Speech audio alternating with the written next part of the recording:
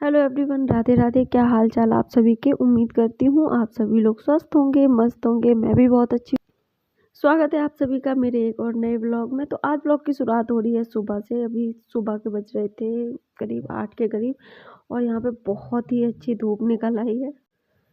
तो यहाँ पे ना गौरी को मैंने झूले में लेटा के रखा हुआ था, और साइड में मैंने ना वॉशिंग मशीन लगा दी थी, क्योंकि मौसम आज काफ़ी अच्छा खुला हुआ था और मुझे धोने थे कपड़े। तो मैंने सोचा कि चलो साइड में यही काम भी कर लेते हैं। तो यहाँ पे मैंने मशीन को लगा दिया था।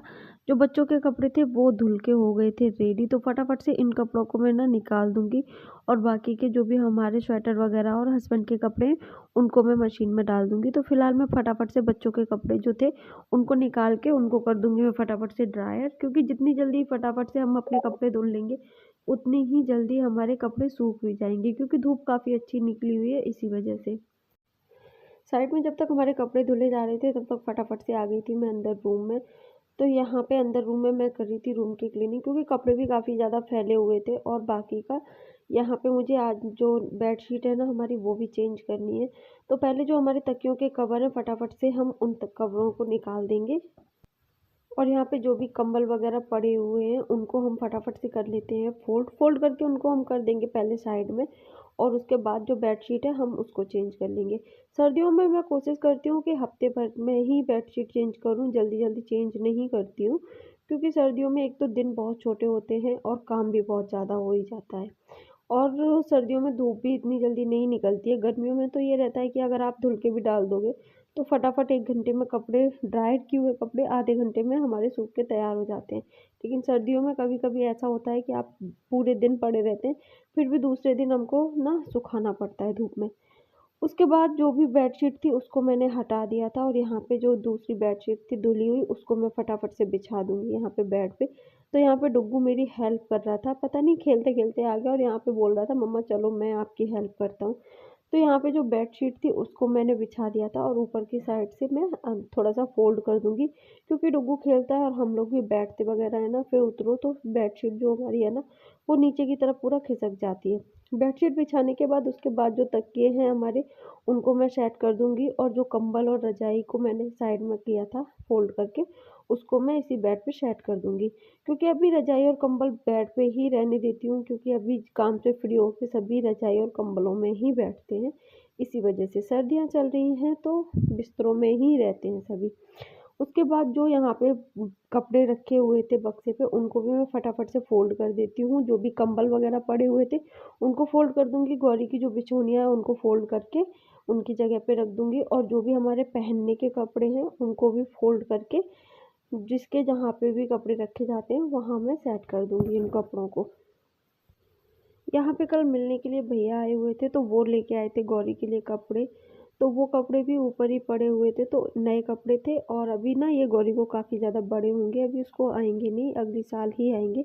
तो इन कपड़ों को भी मैं फोल्ड बना के दोनों जो जोड़ी कपड़े हैं उनको एक ही पॉली बैग में करके और उनको मैं सेट कर दूंगी। तो एक जोड़ी गर्मियों के कपड़े हैं वो ना इस साल गर्मियों में पहना दूंगी मैं, और जो सर्दियों के वो तो नेक्स्ट ईयर ही अब काम आएंगे, तो इसीलिए। तो इन कपड़ों को फटाफट से मैं जो ब्रीफकेस है जिसमें मैंने बच्चों के आने जाने वाले कपड़े रखे हुए हैं मैं उसमें कर दूंगी इन कपड़ों को सेट। थोड़ी सी मेहनत करने के बाद रूम जो हमारा है वो एकदम से चमक गया था, पूरा रूम हो चुका था सेट और क्लीन। यहाँ पे बेडशीट वगैरह भी बिछ चुकी थी, सारी चीज़ें एकदम सेट थी। उसके बाद आ गई थी मैं बैठक में बिस्तर वगैरह मैंने क्लीन कर दिए थे। अब बारी आ गई थी सोफ़ा और टेबल की। तो यहाँ पे सोफ़े हैं जो उनको भी क्लीन करने के बाद छोटे सोफ़े जो रखे हुए थे उनको भी क्लीन किया। और यहाँ पे जो टेबल थी जिस पे गमले वगैरह रखे हुए थे, बूफर वगैरह रखे थे, उनको भी मैं अच्छे से डस्टिंग कर लूँगी। और उसके बाद बैठक को भी फटाफट से क्लीन कर दूँगी, क्योंकि आज ना मुझे मम्मी के रूम को भी क्लीन करना है, वो रूम भी काफ़ी ज़्यादा फैल गया है। और सोफ़े वगैरह के कपड़े हैं उनको भी मुझे बिछाना है वहाँ पे, इसीलिए। यहाँ पे बैठक हमारी क्लीन हो चुकी थी पूरी, और बहुत ही सुंदर लगती है क्लीन करने के बाद। उसके बाद आ गई थी मैं यहाँ पे मम्मी के रूम में, जो माता रानी वाला कमरा है उसमें। उसमें ये जो सोफ़े के कपड़े थे इनको मैंने निकाला था, क्योंकि धुलने के लिए हो गए थे, काफ़ी ज़्यादा गंदे थे। तो यहाँ से ना थोड़ा-सा सामान भी मुझे हटाना था, वो सारा सामान मैंने हटा दिया था, जो भी मुझे लग रहा था हटाने का। उसके बाद ये जो कपड़े थे इनको मैं फटाफट से सेट कर दूँगी। इनके ऊपर जो वाइट कपड़े पड़े हुए थे उनको मैंने धुलने के लिए डाल दिया था, क्योंकि वाइट कपड़े ना बहुत ही ज़्यादा गंदे हो जाते हैं, बहुत ही जल्दी गंदे हो जाते हैं। तो थोड़ा-सा भी मतलब उन पे कुछ अगर गंदे हाथ भी लग जाते हैं तो वो दाग ना उस पे दिखने लगते हैं, तो इसीलिए उनको मैंने धुलने के लिए रख दिया था। ये अभी इतना मतलब धुलने के लिए नहीं थे। तो ये सारे जो हाँ, शीट वगैरह थी उनको मैंने सेट कर दिया था, और यहाँ पे जो मसनद वो सॉरी कुशन वगैरह थे उनको भी मैं सेट कर दूँगी अपनी जगह पर। सोफ़े की साइड क्लीन करने के बाद जो भी पूजा का सामान रखा हुआ था, जैसे कि रामायण वगैरह, जो भी थोड़ी-थोड़ी छोटी-मोटी चीज़ें हैं जो हम यहाँ पे रख लेते हैं। और यहाँ पे ना जो जो पेटी है इसमें माता रानी के गर्म कपड़े रखे हुए थे, माता रानी के और लल्ला के, तो उनको भी मैं सेट कर दूँगी अपनी जगह पर। और यहाँ पे जो भी बेड पे कपड़े कुछ फैले हुए थे उनको मैं सेट कर दूँगी। यहाँ पे डुग्गू और डुग्गू के पापा हाइड एंड सीक खेल रहे थे, तो वो मुझसे पूछ रहा था कि मैं दिख तो नहीं रहा, मुझे मतलब बताना नहीं पापा को, तो यहाँ पे मेरा और डुग्गू का वही बातें चल रही थी। उसके बाद कुछ कपड़े थे जो यहाँ पे निकाले थे, तो उनको हस्बैंड देख रहे थे कि मतलब कौन से पहनने के लिए हैं और कौन से हटाने के लिए हैं। तो उन कपड़ों को फटाफट से मैं हटा दूँगी, और जो भी पहनने वाले हैं उनको फ़ोल्ड बना के रख दूँगी यहाँ पे। बेड पे जो भी कपड़े थे उनको मैंने सेट कर दिया था। अब बारी आ गई थी यहाँ पे मम्मी के रूम की जो खाट पड़ी हुई है उसको क्लीन करने की। तो यहाँ पे जो रज़ाई हमने खोली थी उसकी ना रुई पोटली बांध के भी रखी हुई है, उसको भरवाने का टाइम ही नहीं मिल रहा, पता नहीं क्यों। मतलब ऐसा होता है कि अब अगर आप भरवाने के लिए जाते हो तो 1 आध घंटे का मतलब समय चाहिए होगा तभी जा पाओगे, और अभी उतना टाइम मिल नहीं पा रहा है। काफ़ी सारी चीज़ें फैली हुई हैं तो उन्हीं को ठीक करने में लगे हुए हैं अभी हम सब।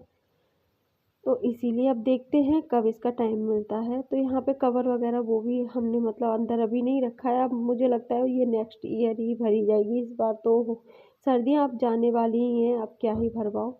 तो यहाँ पे जो भी कपड़े मम्मी के फैले हुए थे इनको भी मैं सेट कर दूँगी, और जो रज़ाई वगैरह इस पे रखी हुई थी, तो खाट को क्लीन करने के बाद एक साइड में इसको रख दूँगी रज़ाई को, और मम्मी के जो भी कपड़े रखे हुए थे उनको मैं उनके बैग में रख दूँगी, जो गर्म कपड़े का बैग है ना उसमें। रूम को क्लीन करने के बाद बारी आ गई थी खाना बनाने की। तो आज हम बनाने वाले थे सीज़न के पहले गोभी के पराठे।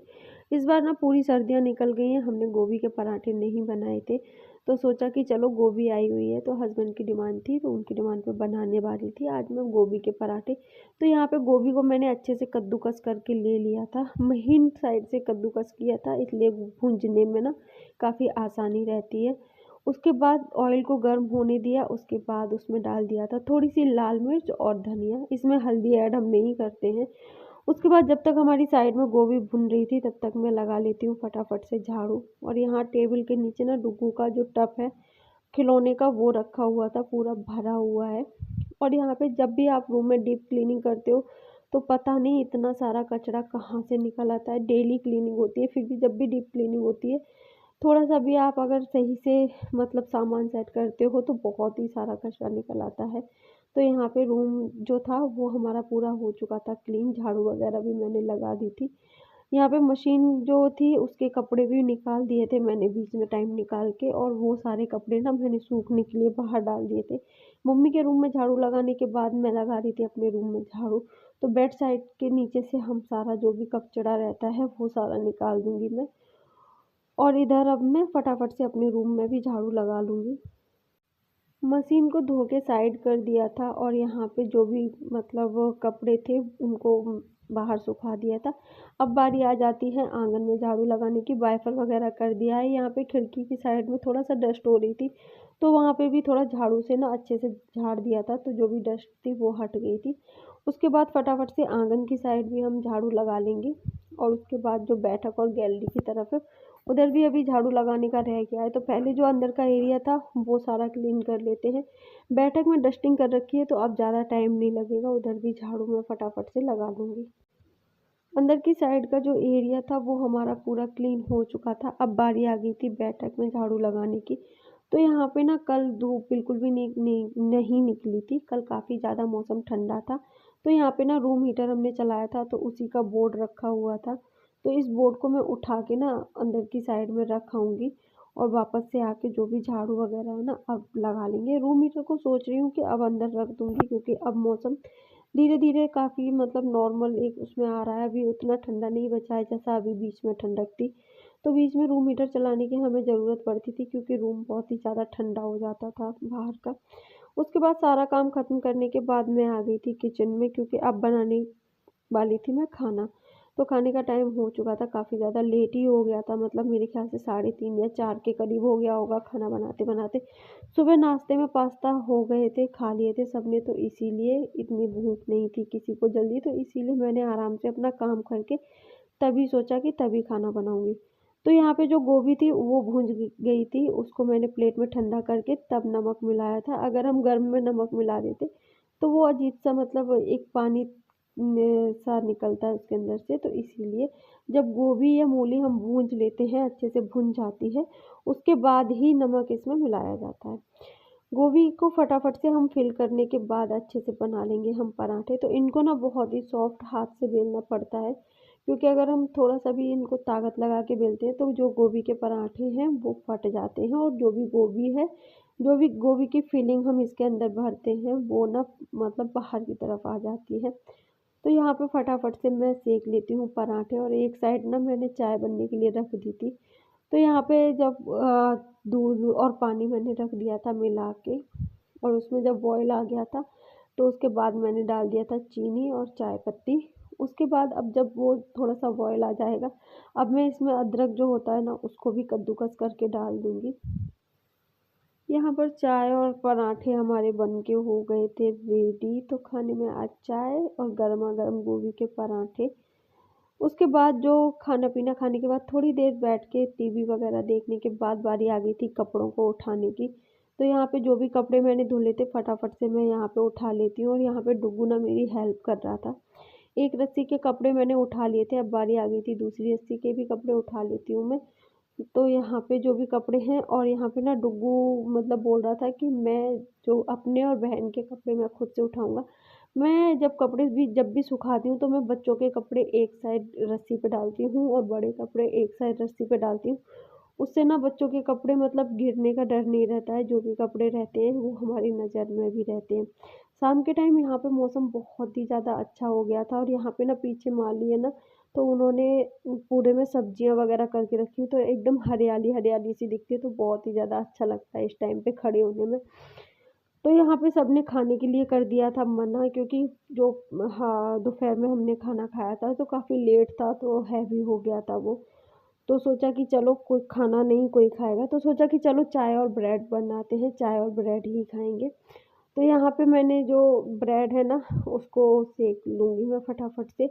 तो यहाँ पे डुग्गू के लिए मैं फटाक से बना देती हूँ एक पराठा नमकीन, जो मतलब उसको रोल बना के वो खा लेगा, और क्या कहते हैं ब्रेड वगैरह खा लेगा।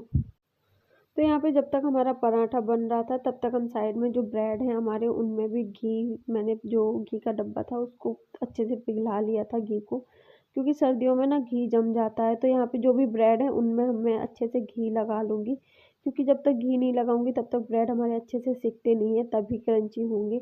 तो यहाँ पे जब तक हमारा पराठा सिक रहा है, पराठा हमारा सिक के हो गया था रेडी। अब मैं गैस को कर दूँगी मीडियम फ्लेम पे, और यहाँ पे जो भी ब्रेड हैं उनको मैं फटाफट दाब के अच्छे से एक-एक करके सारे ब्रेडों को सेक लूँगी।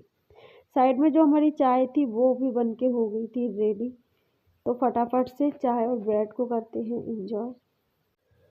तो यहाँ पे जो भी ब्रेड थे वो सारे मैंने सेक लिए थे। अब एक-एक करके मैं फटाफट रखती जाती हूँ, और इनके ऊपर जो नमक है ना उनको थोड़ा-थोड़ा करके लगाती जाती हूँ, क्योंकि नमक जब तक नहीं लगाते ना तब तक थोड़ा-सा खाने में फीके-फीके लगते हैं। नमक डालने के बाद ना थोड़ा-सा आज के लिए टेस्ट सिर्फ इतना इनका ही। अच्छा वीडियो आ अच्छी जाता है। लगी हो तो वीडियो को लाइक शेयर कमेंट जरूर करें, और चैनल पर नए हैं तो चैनल को कर लीजिए सब्सक्राइब। अब मिलते हैं कल अगली वीडियो में, तब तक के लिए बाय बाय, राधे राधे, जय माता दी।